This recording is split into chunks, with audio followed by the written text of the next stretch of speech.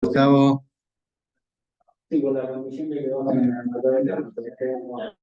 Hola, ¿qué tal, profe? Hola, Cintia. Hola Rubén, ¿cómo estás? Cintia. ¿Cómo estás? Disculpen la demora, pero hoy me surgió una complicación con el Sarmiento, así que pero ya estamos. Sí. Un poquito atrasados, pero arrancamos. Bueno, acá los de presencial no creo que es, salvo Blacky. Ya. Bueno.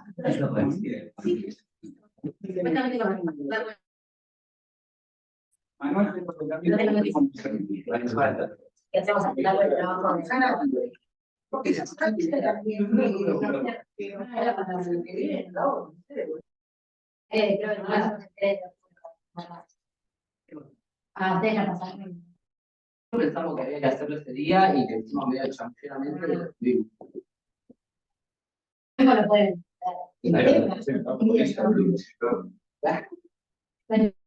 No, lo hicimos re bien. Cintia es Sandoval, porque también hay una Vázquez. ¿Vázquez o Sandoval? Sandoval.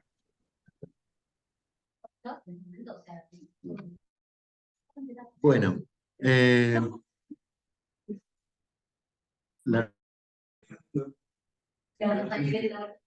compañeros, el tema de hoy remite a una película muy usada para los que les gusta la historia, que es un clásico, una película italiana que en los 70, digamos, fue muy influyente para la formación de muchísimos compañeras y compañeros, que se llamaba así, Los Compañeros. Eh, ¿eh? Sí, con un joven Marcello Mastroianni. Pero en el caso nuestro tenemos que ver a Alejandro Schneider, que es un libro que habla sobre trabajadores izquierda y peronismo. No sé si por ahí o hacer antes una introducción de lo que dice James, porque me parece que el más, si quieren, para empezar con Schneider.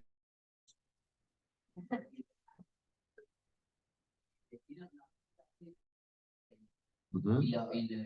Como que lo arrebata mucho, agarra mucho de James y dice esto no coincido porque sobre todo creo o sea lo que entendí, ¿no? Como que James está como una paralización de la movilización del movimiento obrero y Schneider está tan así como que las bases por más de que los sindicatos fueron a intervenir había una estructura organizativa y se seguía organizando, digamos. Bueno, lo que tenemos acá, a los compañeros de casa y compañeras, es esta, siempre se da entre autores. Acá decía Martín que Schneider es crítico y rebate algunas afirmaciones de Daniel Jay, que ya de peronismo es un clásico, ¿no? Es uno de los ejercicios habituales en los prácticos, esto de contrastar autores y teorías, miradas sobre algunos problemas puntuales, ¿no? Decía recién Martín que el principal punto de discusión sería, en este caso, la parte de la clase, la idea que del movimiento obrero a partir del comienzo de la inscripción estaría como aletargado. Bueno, el peronismo, al ser hegemónico dentro del sindicalismo, eh, lo combativo que sí Schneider entiende que ocurrió, efectivamente, ¿no? A pesar de la proscripción, a pesar del decreto 41-61, a pesar de el social y político antiperonista en los gobiernos del periodo, hubo una resistencia de la clase trabajadora a los propósitos de negociar. Me dice acá que la conexión es inestable. No sé si se... Bueno, no sé, ustedes...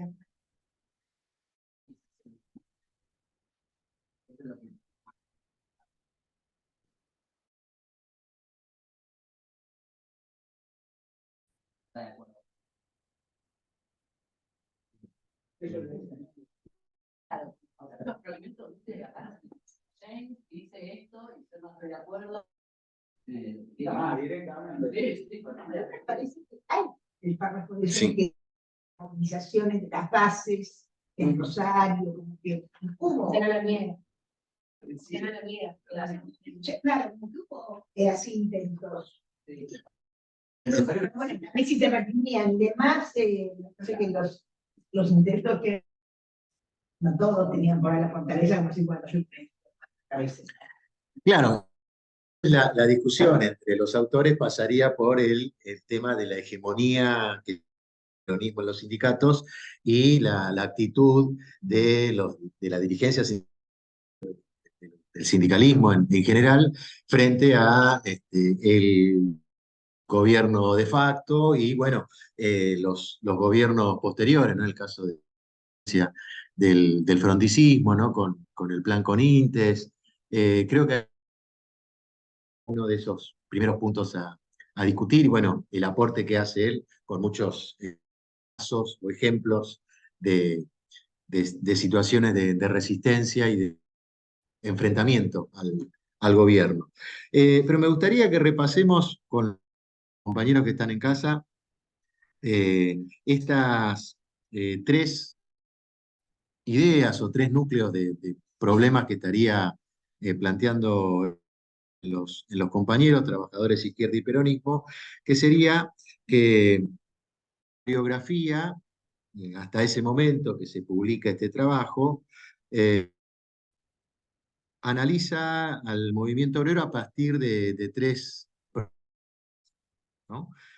Uno sería el del surgimiento de una nueva dirigencia sindical, el otro sería el estudio del peronismo en la organización de la resistencia, y por último, el final de este periodo con lo que señalaban acá los compañeros de una notoria desmovilización de los trabajadores. Serían esas tres líneas de discusión, de investigación, y para empezar, ahí tendríamos entonces cómo diferenciar cuáles son las miradas que se tienen sobre, ¿no? en ese contexto, ¿no? Sobre todo teniendo en cuenta que, bueno, la de Schneider también es bastante crítica respecto del peronismo en la historia reciente, ¿no? Daniel James, bueno, ha hecho un trabajo muy, muy profundo, pero, digamos, tiene por ahí una mirada más cercana, ¿no? al peronismo. Cintia, estás muy luqueada hoy, muy antropóloga. Ya te veo, ¿eh? ¿Qué? ¿Cómo? Ah, no, porque Cintia aporta. No, mira, con Snyder no llegué a leerlo, lo leía a James, para serte sincera. Así que Sí. lo que estás mencionando no puedo aportar mucho. No, y lo de luqueada, disculpá si Lo de te... Luqueado, sí, ya sé, hoy me lo dijo todo el mundo, pero bueno. Ah, lo que pasa es que vengo de todo el día en la secundaria, y justo estamos trabajando todo el estado del 76, entonces, ¿eh? Por eso tema de pelo largo y el tipo del subversivo, entonces, bueno, por eso me quedé con eso, todo el día estábamos trabajando eso. Estigmatización de la juventud y demás. Por eso el Gracias por lo de señalamiento juventud. ese. Gracias por lo de juventud. Bien, sigamos entonces con el golpe del 55. Si, Cintia, ¿tenés algún apunte sobre el texto de James? Que es la opinión que tiene sobre ese momento, si del primer, que es la de Lonardi, y después lo que viene con Aramburu, la caracterización que hace. Sí, se entrecorta un poco, Rubén. O sea, está la comunicación.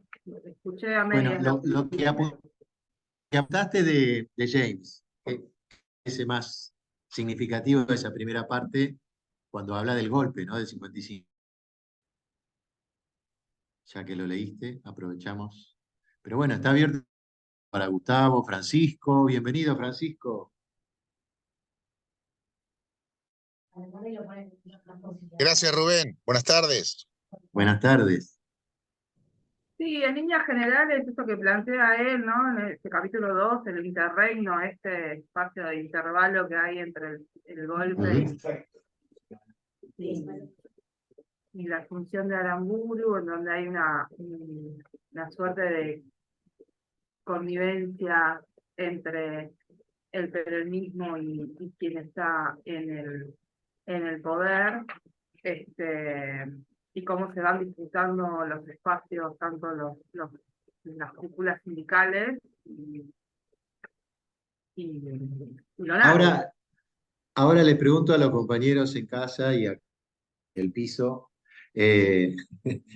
esta división en dos momentos del golpe del 55, ¿no? Entre esos 6 de Lonardi, ¿qué es lo que nos estaría demostrando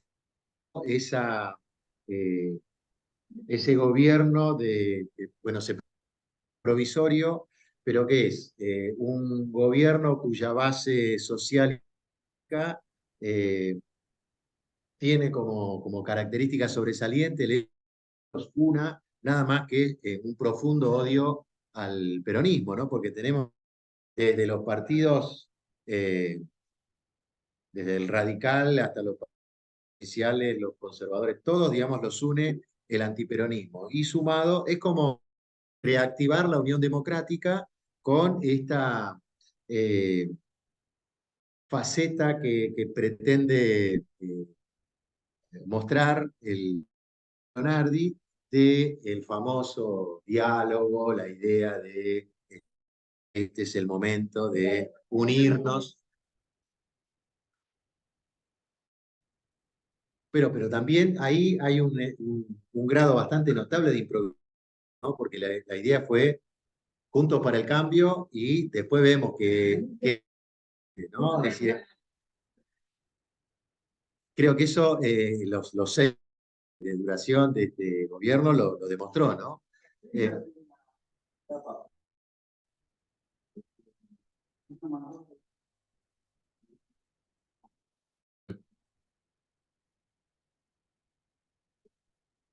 Sí.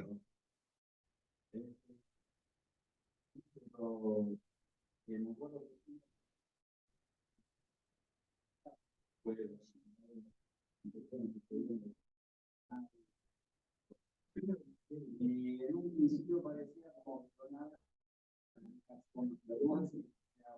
conciliador, pero ¿por qué? Porque la alternativa de una producción que venía de la decadencia económica, de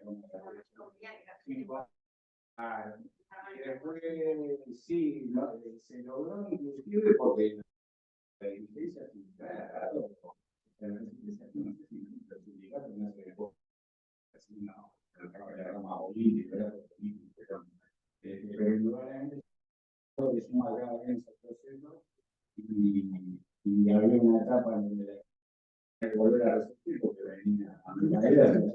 En ese punto, ahí en casa no lo escucharon al compañero, pero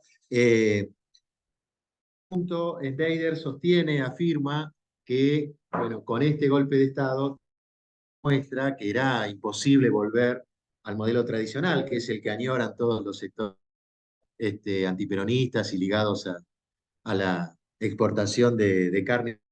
Por eso dice, la coyuntura histórica demostró un regreso al modelo como inviable, imposible, ¿no? Digamos, ese ejemplo, según Schneider, está muy claro, ¿no? La imposibilidad del retorno de centenario. Y también remarca lo de que Lonardi también es un militar que representa una fachada, este, es un recurso, pero que en la práctica finalmente se termina quedando sin del poder real, ¿no? Que por eso va a ser reemplazado por el sector más radicalizado, ¿no? Que es el que representa el ala de Aram. Pero bueno, acá los compañeros, no sé si tienen... Por un punto habla de ese concepto como de la estrategia de los sindicatos peronistas de infiltración y lucha, algo así, con la organización de resistencia. No lo entiendo bien, o sea, ¿qué significa? Como de que, no sé si significa que pero siguen negociando, o como que no terminé de entender bien. Una estrategia. Ahí, sí. Después también. Y después también, porque es una estrategia que adopta el sindicalismo. Esto, no me acuerdo bien. Claro, esto de que a pesar de que la dirigencia está negociando, le dice, pero por debajo, no sé, en Rosario, en La Plata o en la misma capital federal, hay sindicatos que desafían esos acuerdos y paro y enfrentan y salen Claro, a luchar. una centralidad, hacían todo lo mismo. Esa es la afirmación que discute Schneider de lo que afirma James, ¿no? De la hegemonía, cuando se dice que, bueno, si el sindicato peronista negocia, quiere decir que todos, ¿no? Hasta el último sindicato va a enfrentar al gobierno. Parece ser que firma, no fue así, ¿no? Y por eso aporta varios ejemplos de esa situación permanente. Sí. Me acuerdo de los obreros portuarios y de petróleo. Los ferrocarriles también. Eso es lo mismo. Para 68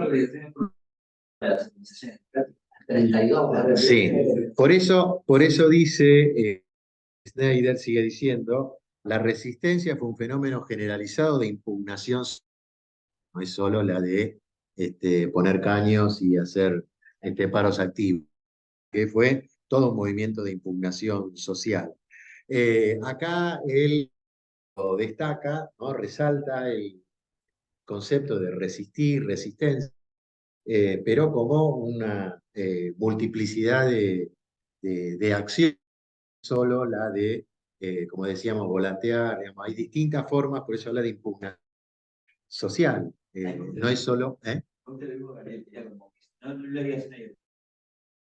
Es como que de abajo para arriba. Hay ciertos subversivos, cierta gente más. Claro. Que va ahí, desde cada año. Y que después Perón y cosas. Norma Kennedy.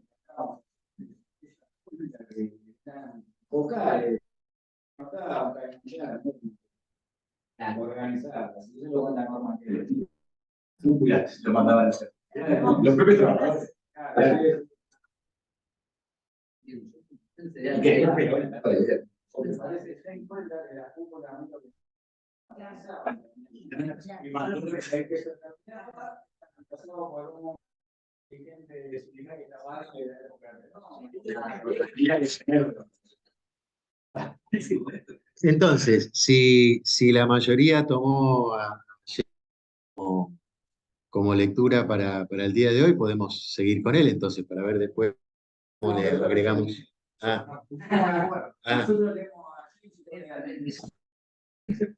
Bien. Así que Martín,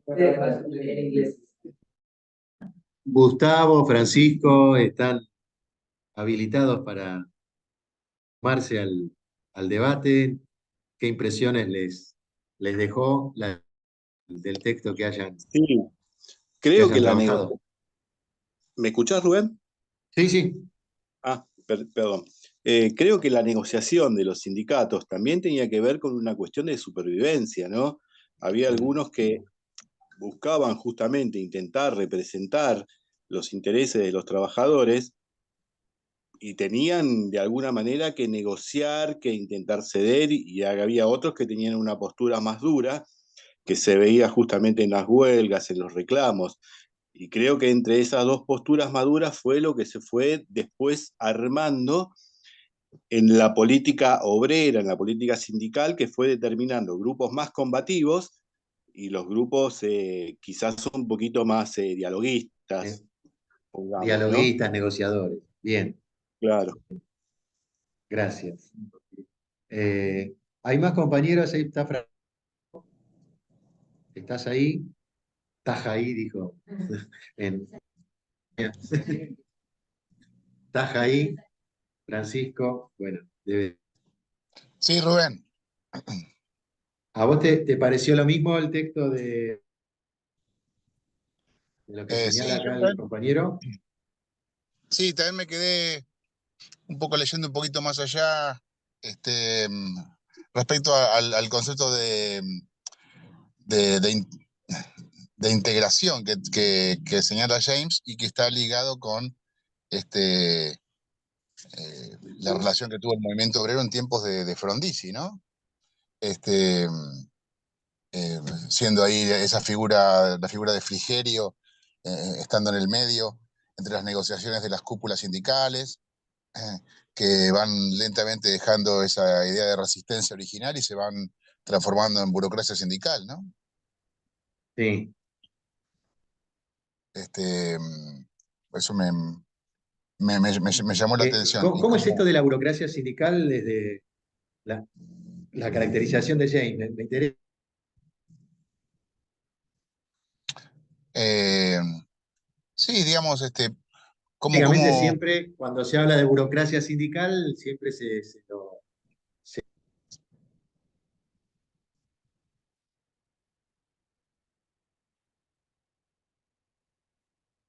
lo dice desde contrario al peronismo, ¿no? Cuando se habla de burocracia sindical.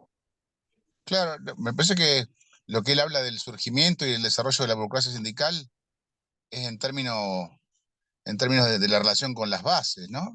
No solo en términos de coerción, sino como el proceso de ¿Cómo? burocratización, ¿eh? ¿Cómo, Francisco? Sí, No, eso se nota no sé si se escucha bien. ya hacia los 60, Bandor, y se convierte en la representación Claro, diferente del proceso inicial, ¿no? De resistencia. Después de se va los transformando. verdaderos propósitos de la clase trabajadora. Exactamente. Como, como esa burocracia sindical, En esa época, en esa cultura. Decía acá Francisco que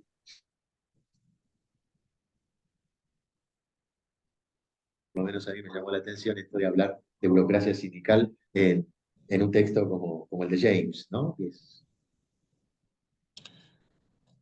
técnico, que es esto de reconocer a la burocracia sindical, algo que se venía hablando de sí, como que es fruto de la propia injerencia de las bases obreras. lenguaje de la época, pero también, bueno, de la época de la división, de la CGT, donde estaba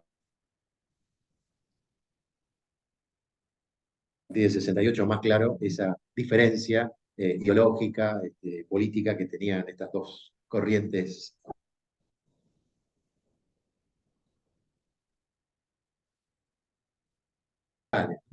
Pero bueno, y acá seguro,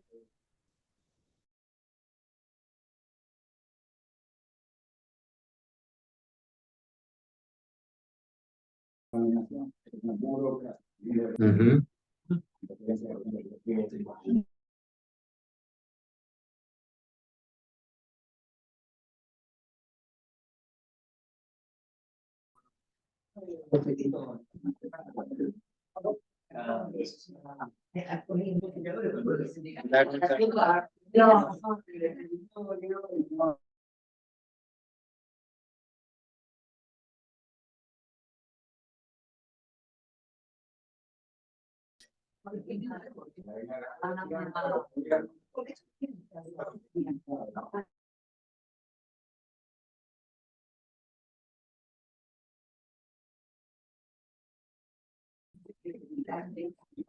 Sí, no, de burócrata tiene más que ver con la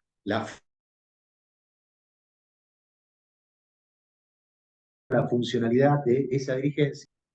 En este caso, la función en ese momento es contener, de hacer que claro, que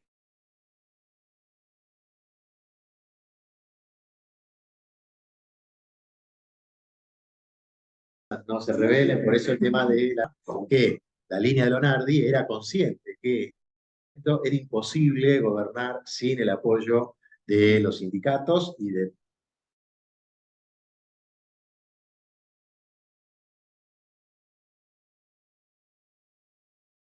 representativo como para poder negociar, ¿no? Y esto es lo que es inadmisible.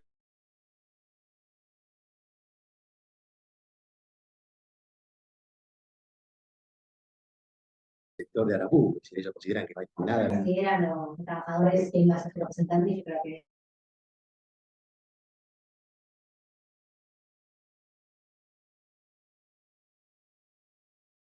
permitan radicales El contexto, ¿no? 1955,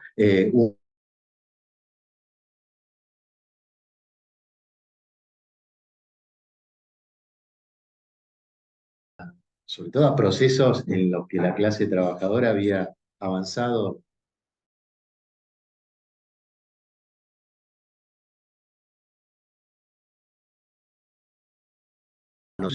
¿Qué es esto de el decreto 4161, ¿no? Que para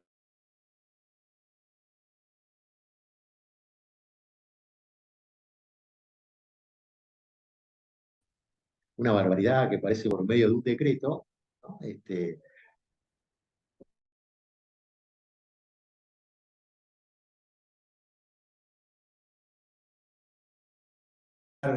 Dejar atrás toda una década y que por arte de magia, por medio de un decreto, esa situación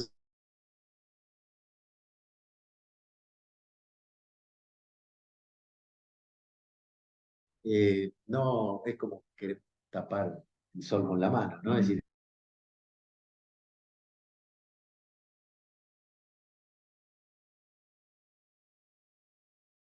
legitima la prohibición, acompañada obviamente de la destrucción material de todo lo que es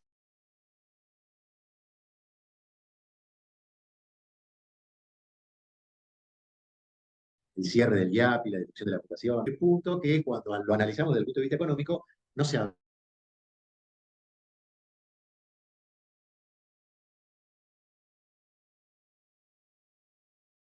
¿no? Es decir, es como un detalle. El ingreso de la Argentina al Fondo Monetario, directamente,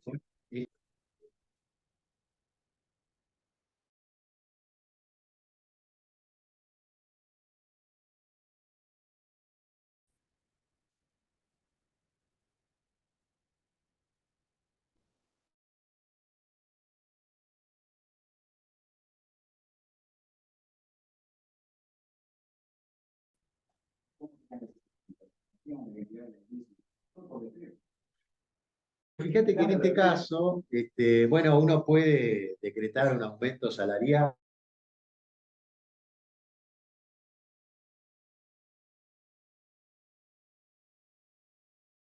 Uno puede decretar.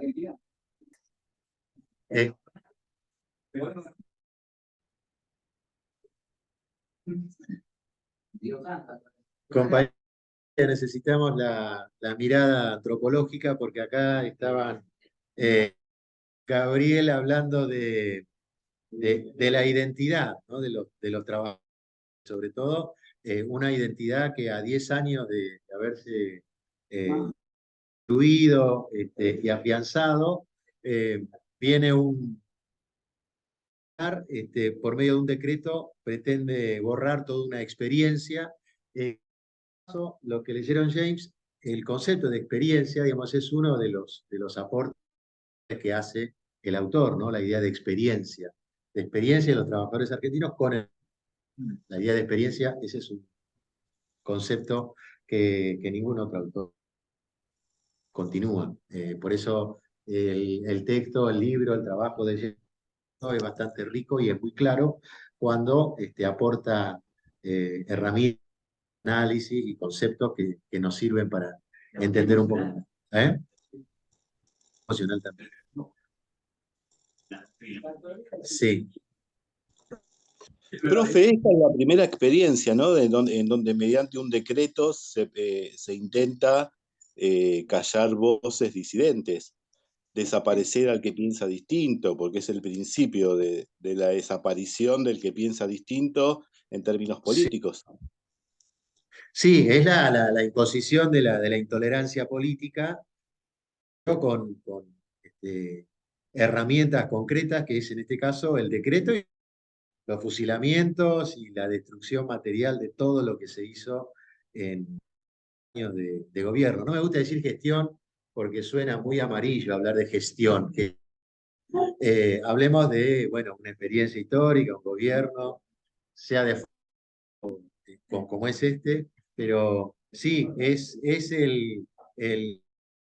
Y en esto hay que ser también muy insistente, ¿no? De marcar el comienzo de la violencia política en el país a partir de si lo tomamos como el inicio, el operativo Independencia en el 75, el golpe del 76, o el golpe del 55 con los bombardeos a Plaza de Mayo, creo que un momento que está marcando el inicio de un ciclo, de una época. Creo que también... Sí, por eso digo, incluso hasta el día de hoy, bastante resistido el recordatorio del 16 de septiembre. No sabemos qué pasa en la ciudad, como les gusta decir a los amarillos. No sabía que había un monumento detrás de Casa de Gobierno que recuerda a las víctimas del bombardeo, pero reciente, tiene pocos años, de tener 4 o 5 años el monumento. Esto, dicho a un compañero que está investigando esto, participé en la jornada sobre peronismo en la universidad, y es ahí donde comentaba este compañero que, bueno, fue a sacar una foto del monumento y un cana porque no podía estar sacando fotos a ese monumento, y bueno, también le tiró que va a faltar mucho para que lo saquen de ahí, por lo menos de ese lugar. Entonces, el trabajo de este compañero iba por la resistencia todavía que hay hoy a esta acción, ¿no? Por lo menos no tiene la misma visibilidad que otros. Así que hablando de lo que dice Gustavo, el origen de la intolerancia política y de y de la violencia política, anclarlo en el 55, ¿sí? Con los dedos. ¿Y qué más dice don Daniel James? Que ahora está dando un seminario online, me parece que todavía está vigente, creo que en el Impore, seminario. No, es joven todavía. Joven todavía. No, el último trabajo de don. Muy bueno, recomendable. Sí. No sé, debe estar. Pero bueno, ahora sé que está dando. Sí. Don Daniel. Pero decía, ¿qué más sacaron de de James sobre el punto de existencia peronista, de la experiencia de los trabajadores con el peronismo. Hay otro elemento que señala James, que además de ciencia, él no se lo leía a ningún otro, dice que no tiene o señala en un pasaje del libro social herético que el peronismo expresa se reflejó en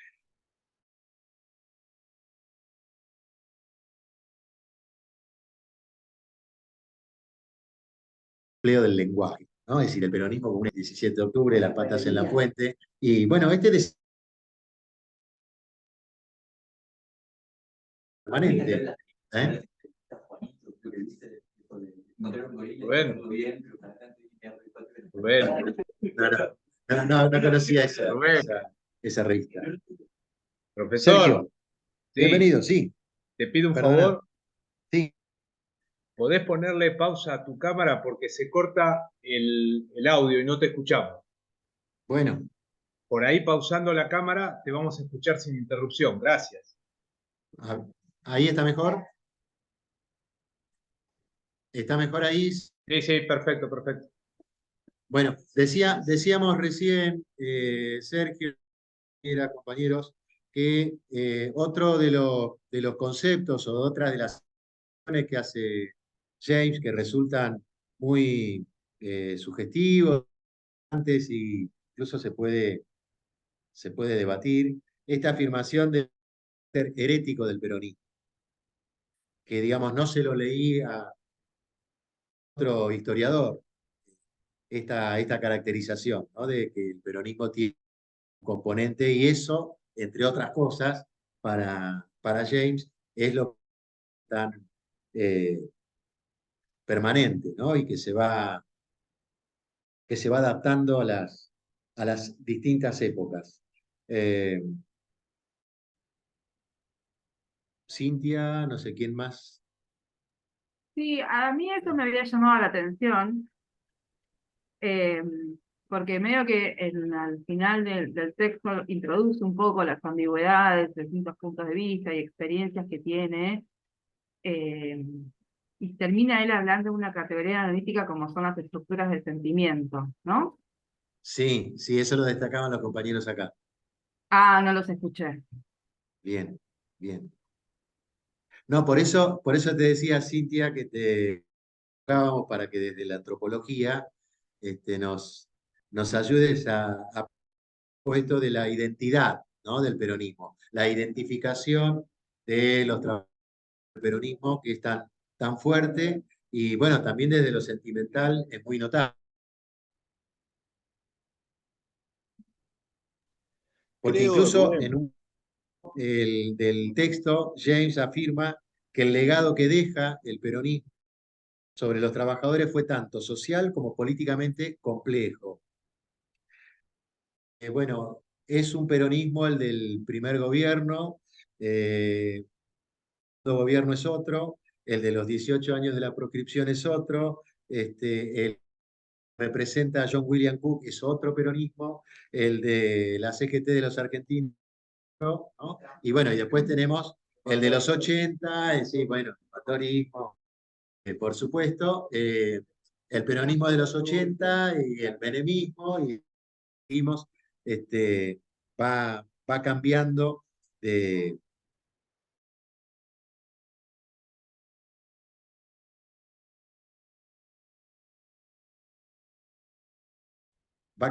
fisonomía, que el legado es complejo, es polémico. Bueno, por eso rescatamos el trabajo de Daniel James, alguien que se ha especializado del peronismo, y es un tema que sigue a captación de muchos investigadores extranjeros, ¿no? que quieren entender.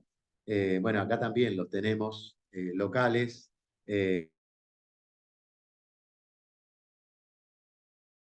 Gorila que otros, y otros por ahí un poco más empáticos, pero todos tratando de entender y de explicar el significado, el legado del peronismo en el siglo XX y en el XXI todavía, ¿no?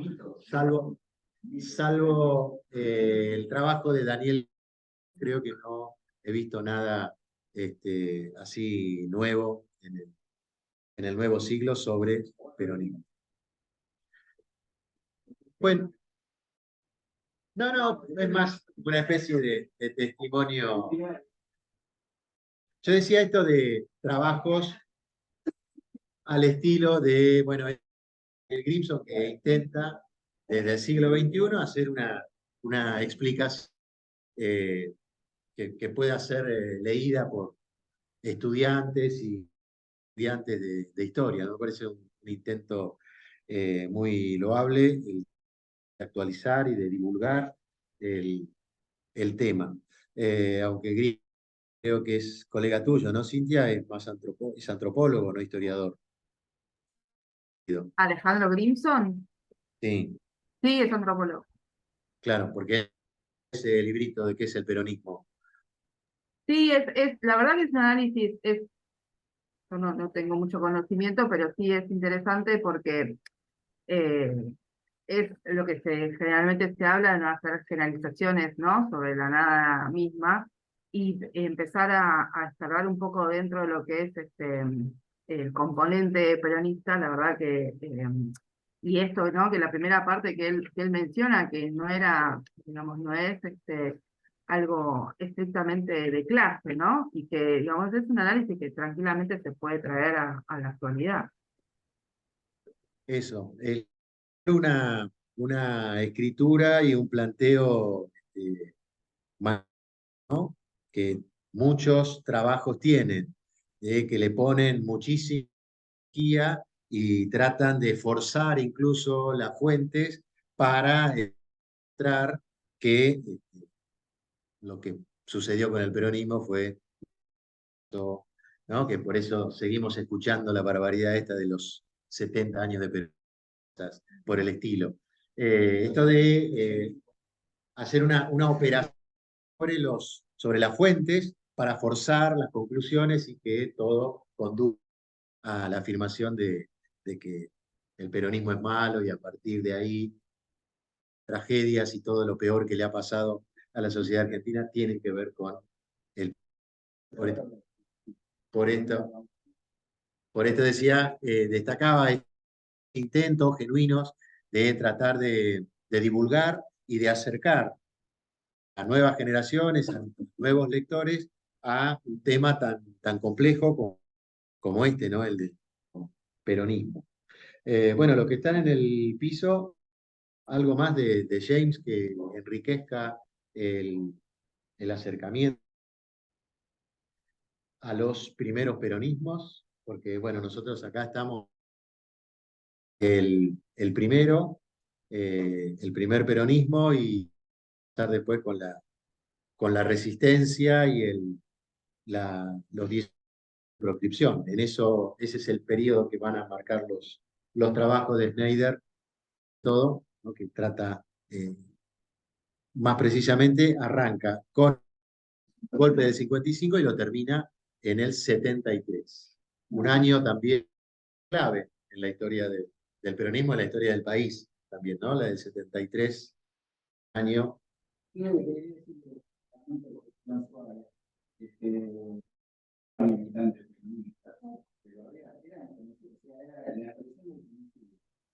Había otros que eran simpatizantes, no eran militantes, y imponer trabajadores.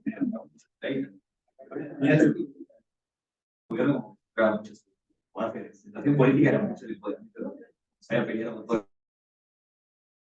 Exacto, por eso, digamos, la base de su gobierno y del movimiento político, los trabajadores y los sindicatos. Tenían que frenar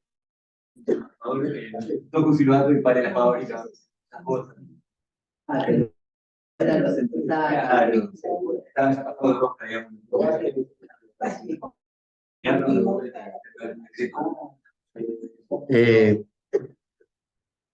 Sigue diciendo, ¿se escucha bien? Gustavo, Sergio, ¿se escucha bien? Mazo, Sí, sí, escuchamos bien. Bueno, Eh, James decía que las tensiones que resultaron de la confrontación entre el antiperonismo y el gobierno peronista, eh, para de complejo, en algunos aspectos hay ambigüedades, pero que fueron considerables, dice James. Entonces, eh, hablando de tensiones, hablando de legados, hablando de eh, los conflictos que se dan en la Argentina a partir de irrupción, aparición, surgimiento del peronismo, siguen siendo una fuente inacabable de discusiones y de formas de contar la historia, que bueno, por eso en esta universidad y en esta materia, un menú de historiadores que nos pueden dar muchísimas herramientas como para que nosotros también podamos elaborar nuestra propia visión de lo que había ocurrido con los fundadores en ese contexto de, también si lo vamos a llamar internacional, que de eso también se habla y poco. Si tomamos el texto de Schneider, que arranca en el 55, el 55 es un año de eh, cambios en la Guerra Fría, porque se entra en la de mayor tensión, por esto de que hay un cambio de, de correlación de fuerzas en ese conflicto y la polarización de las sociedades, si a nivel mundial era la marcación entre esos dos bloques, a nivel regional y a nivel nacional, se redoblan, ¿no? esas diferencias y esa polarización entre antiperonistas. En ese marco es donde también tenemos que tener en cuenta cómo va a responder la dictadura ya cuando Aramburu se hace cargo junto con el más gorila de la Marina. Creo que no es. Ahí no hay matices. Claro, ahí me corrijo, ahí entonces es toda la Marina, pero decía, ese contexto de polarización social es que tener en cuenta, no olvidar, digamos, que lo que pasa en la Argentina a nivel de conflictividad social y política está en sintonía con el conflicto que se está desarrollando a nivel internacional y que lo podemos ver en muchos de la polarización política, ¿no? Lo que acá se en la persecución del peronismo, en otros países latinoamericanos será la persecución de los movimientos populares o la persecución de los trabajadores que se identifiquen con el comunismo, ¿no? Entonces, la división entre comunismo, bueno, va a ser un clásico.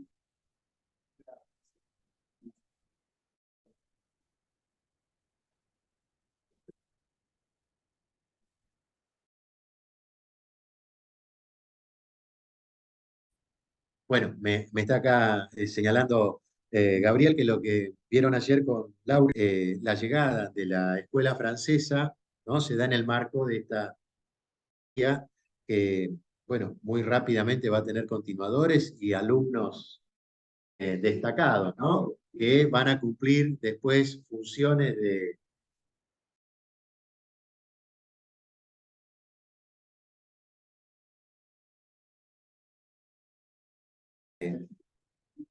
hicieron escuela, ¿no? Porque después en Centroamérica van a seguir formateando a los militares centroamericanos. Formación académico-militar, la doctrina de seguridad nacional. Pero como decía Gabriel, está este antecedente de francesa, sería la que viene a aplicar ese criterio de que toda la sociedad civil es el enemigo del ¿no? Ahora, esto que es autores de la importancia del peronismo, marco de la organización de la resistencia de los trabajadores a la dictadura, también la en cuenta en el marco de ese conflicto a nivel internacional que hace que bueno, se puedan explicar medidas que se van a tomar, especialmente con los trabajadores, los movimientos políticos, sindicales, vecinos, porque partimos de esta idea de que según ellos, como estamos en guerra, esta es una situación excepcional, ¿no? La situacionalidad lleva a la aplicación del estado de sitio por indeterminado, y esto de declarar que estamos en una excepcional, la guerra contra el comunismo,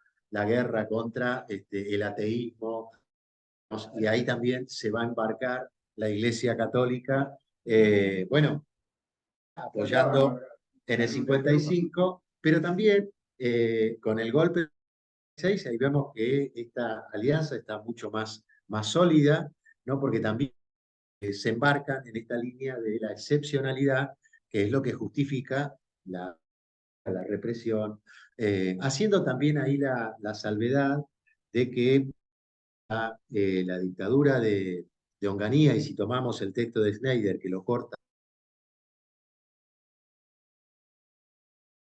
73, la persecución a los trabajadores hasta esa dictadura, todavía, excepcional mediante, hacía que todos los perseguidos políticos estén blanqueados, ¿no? Quedaban a disposición del Poder Ejecutivo. Tenemos una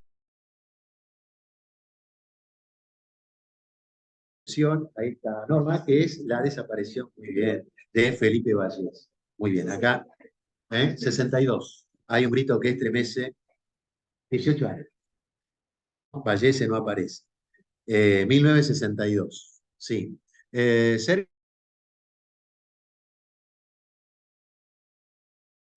¿estás por ahí? ¿Se escuchó bien? ¿Se cortó? Nos fuimos por las ramas. Estamos siempre dentro del marco temporal que nos plantean los textos. Si cerramos con Schneider, lo corta con Ganiato del 73, pero hablábamos recién acá con los compañeros en el piso de este concepto de excepcionalidad. Maneja no solo hasta el final del Onganiato, sino también todo con la última dictadura, ¿no? La idea de excepcionalidad es la que ilegitima el uso o la aplicación del terrorismo de Estado. Esto fue aplicado en toda América Latina, en Centroamérica, ¿no? Ahora que estamos o tenemos que andar batallando, aclarando que fueron 30.000 y que, bueno, en otros casos, si vamos a hablar de genocidio latinoamericano, el que ahora están presentando como un modelo de esperanza blanca, modelo Bukele, ¿no? Bueno, en toda Centroamérica, el terrorismo y el plan de, de genocidio, digamos, al extremo del caso de Guatemala, de un genocidio no, político, sino también y sobre todo etnocidio, ¿no? Entonces ahí el tema la represión no es una excepción para el caso. Sergio, te veo muy serio, no sé si estás en desacuerdo o estás de No, acuerdo. estoy de acuerdo, te estaba escuchando atentamente. Lo que pasa es que Rubén se siguió cortando un poco. En momento se corta, pero te estamos escuchando. ¿Y ahora? Bien. Bueno, compañeros, entonces acá en el piso, la idea de excepcionalidad sería entonces la que estaría marcando el mecanismo de acción de la corporación empresaria, porque dijimos que también, tanto en la última dictadura como durante todo el Onganiato, estos dos gobiernos genocidas por una revancha social y económica, ¿no? Dictaduras, por lo menos la de Longaniato y la de el terrorismo de Estado, vienen por una revancha que se tradujo en transferencia de ingresos de los trabajadores hacia el empresariado, ¿no?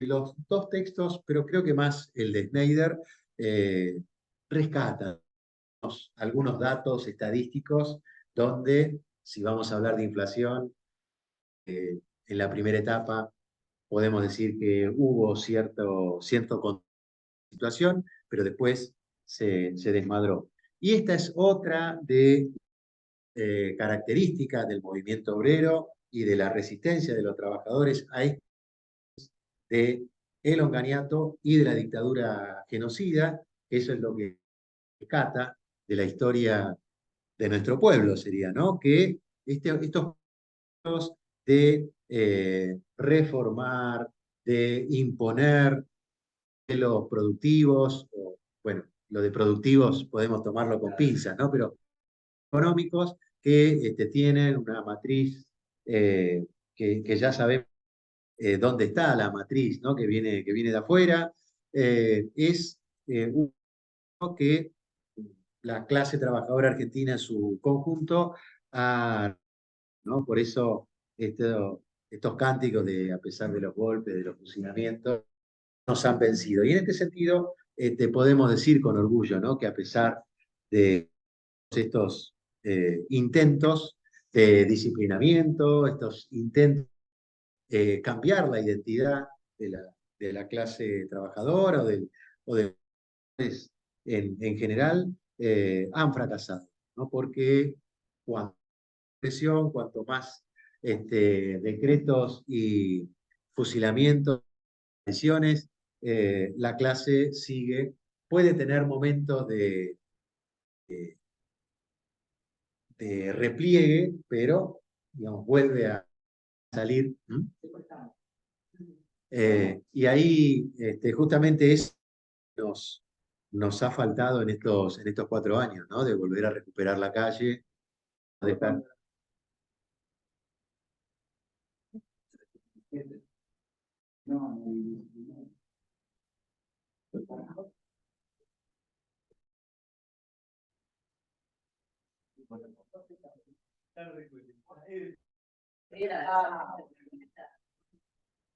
Bien.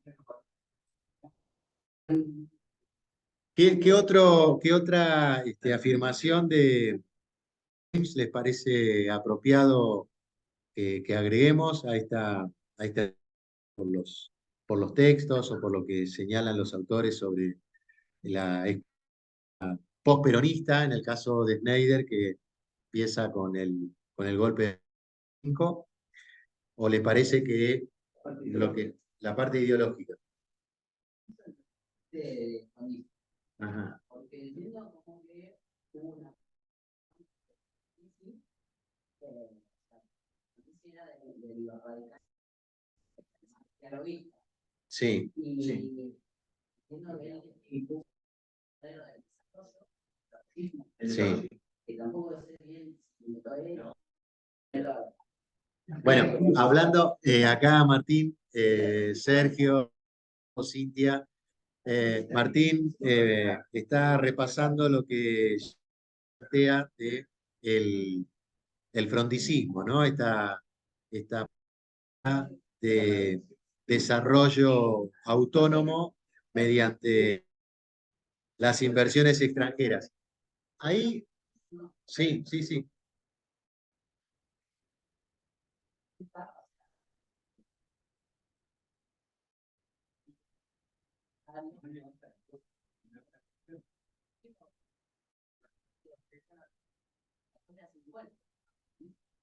Sí. Deberíamos hacer una aclaración, no sé si algún compañero o compañera quiere hablar algo respecto de este tema del desarrollismo. Hay 58-62, sí. Ahora estamos hablando de la experiencia la experiencia de los trabajadores con el de Frondizi, que en línea es un planteo que pretende continuar el desarrollo de la industria, pero con el papel, sí, el papel central que van a tener las inversiones extranjeras, la inversión directa. Y ese, digamos, es el costado más que tiene este proyecto, porque esas inversiones extranjeras van a llegar siempre con fuertes condicionamientos para el gobierno que lo... Y sí, el tema de impulsar el desarrollo de la industria petrolera para con eso lograr o alcanzar la autonomía, va a venir, además de las exigencias de alguna prebenda, ¿no? Es decir, bueno, no pagar 50 años o cosas por el estilo, pero lo que realmente vienen a la mesa el gobierno que le propone la llegada de esas inversiones es fundamentalmente disciplinar a la clase trabajadora. No quiero sindicatos, quiero leyes favorables a los... Eso es lo que viene. El tema de lo impositivo, el pago de algún tipo de impuesto especial, como dijo Mañeto, puesto menor. Acá lo que interesa es disciplinar la mano de obra y que los trabajadores no tengan representación, que los sindicatos tengan capacidad de negociación, ¿no? Esto es lo que vienen. Y que las presiones también de los sectores medios y de los medios, todo, que acá, bueno, cuando surgió el tema, sí, prácticamente de los 4 años no lo dejaron descansar ni un día, ¿no? Los famosos planteos eran esos, directas al presidente para, bueno, mediante anular alguna medida, cambiar un ministro. Ese tipo de presiones también está mostrando que y el gobierno de Frondizi, bueno, estaba flojo de apoyo para... Porque está condicionado de entrada, ¿no? El tema de los condicionamientos. Pero acá quería decir algo, Gustavo. ¿Prendiste la cámara? Ah, sí, me estás escuchando. Intenté, Sí. pero no te quería interrumpir. No, que quería señalar justamente que por estas cuestiones tuvo muchos conflictos la etapa de Frondizi con el tema laboral, con los temas estudiantil también tuvo muchos conflictos, con la educación, hubo varias persecuciones, asesinatos, o sea que hubo un gran problema. Y para hacer el paralelo, cuando Cristina, que quizás tenga algo que ver, cuando Cristina dice que vienen por los salarios, que vienen por los derechos de los trabajadores, pasaba algo muy similar en la etapa de Frondizi. Venían Señalaban los compañeros que las el inversiones, pero problema de Frondizi son los condicionamientos que tuvo para gobernar, ¿no? El primer condicionamiento era el de la presión de los militares y el otro era la firma del pacto, ¿no? Perón. Digamos, cualquier gobierno que surge, se legitima con las elecciones, pero ya tiene un condicionamiento el primer día, ¿no? Que tiene que cumplir primero con el pacto firmado, es decir, el permiso hay que cumplirlo, y el otro de que la amenaza militar es una cuestión que pesa sobre todos los gobiernos del... Ese es otro elemento que nosotros deberíamos anotar y tener en cuenta a la hora de analizar los próximos años que tenemos por delante, ¿no? No solo el de 73, 76, sino esto de el peso de las Fuerzas Armadas sobre la sociedad argentina, sobre todo a partir de 55, se relaciona con este cambio de funciones que autoasignan las Fuerzas Armadas, ¿no? Que es lo que autores como Cavarossi, que señala que a partir del 55 las fuerzas adquieren un papel tutelar, ¿no? Es decir, el rol tutelar de las fuerzas hizo que fracasaran todos los del periodo 55-73, ¿no? El tema de que las Fuerzas Armadas ahora toman decisiones o tienen extra militares, en este caso sería el de gestionar, acá sí vamos a utilizar, porque bueno, cuesta en ese contexto, sí, gobernar, tomar decisiones en materia de economía, en materia de defensa.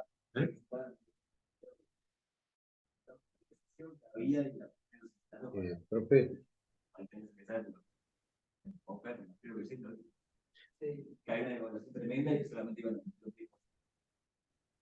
Pero bueno, es a través de este gobierno provisorio, decían ellos, es que van a traer al Fondo Monetario Internacional, ¿no? De esta es que van a introducir las reformas liberales al modelo económico.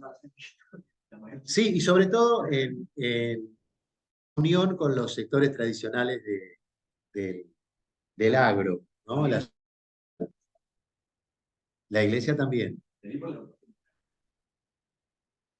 En este caso, como decimos, del cambio de función, el papel tutelar, esto de custodio de la sociedad, cuando ellos consideran que finalmente pasan en su intento de desperonizar, bueno, será mejor entonces volver a los gobiernos tutelados, ¿no? Entonces por eso el gobierno de Frondizi va a estar ahí en observación permanente, porque esto de firmar un con el peronismo resulta inquietante. Y a su vez ha demostrado que el radicalismo solo no puede, no alcanza, ¿no? Por más que...